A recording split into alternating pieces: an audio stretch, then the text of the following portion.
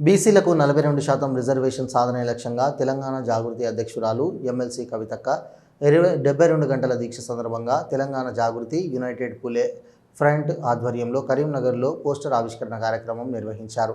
అనంతరం ఏర్పాటు చేసిన విలేకరుల సమావేశంలో జాగృతి నాయకులు మాట్లాడుతూ ఎమ్మెల్సీ కవితక్క చేపట్టిన 72 గంటల దీక్షను విజయవంతం చేయాలని పిలుపునిచ్చారు.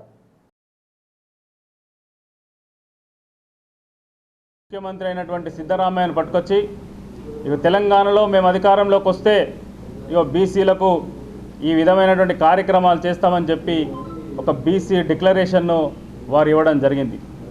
అందులో ముఖ్యంగా కులగణన, 42% రిజర్వేషన్, ప్రతి సంవత్సరం బీసీలకు 20,000 కోట్ల బడ్జెటు, దాంతోపాటు అనేకమైనటువంటి కార్యక్రమాలు వారు చేస్తామని చెప్పి 100 రోజుల్లోనే మేము అధికారంలోకి వస్తే ఈ కార్యక్రమాలు చేస్తామని చెప్పి వారు ప్రకటించడం జరిగింది.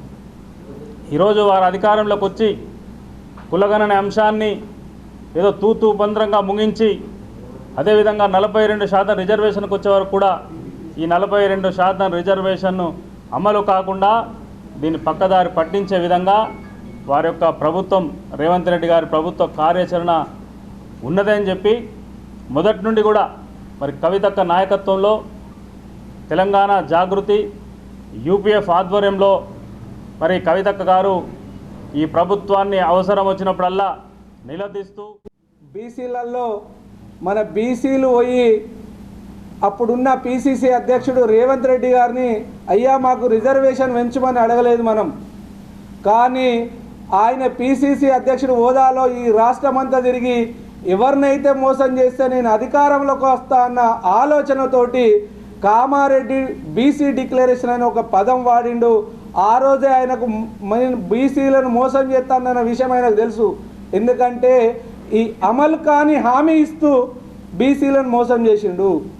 అది ఎట్లా అమలే కాదు అయినా కూడా మోసం చేద్దామని నేను 100 రోజులలోనే ఈ హామీలన్నీ నెరవేరుస్తా, అందులో బీసీ హామీ కూడా ఉందన్నది ఆయనకు తెలుసు. 100 రోజుల కాల వ్యవధి అయిపోయినాక ఈ బీసీ బిడ్డలకు న్యాయం చేయాలి అన్న ఆలోచనతోటి శ్రీమతి శ్రీ కల్వకుంట్ల కవితక్క జాగృతి వ్యవస్థాపక అధ్యక్షురాలు ఈ బీసీ ఉద్యమానికి పూనుకున్నది. అప్పుడు ఎలా అంటే యునైటెడ్ పూలే ఫ్రంట్ ఏర్పాటు చేసి జాగృతి యునైటెడ్ పూలే ఫ్రంట్